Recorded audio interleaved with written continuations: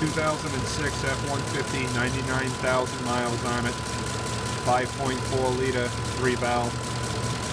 No codes thrown. New spark plugs.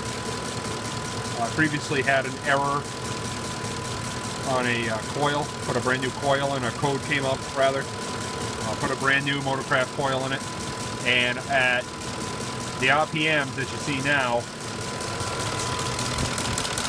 like hear that noise, you can actually physically see that the engine shakes. Kind of hard with the video. But my RPM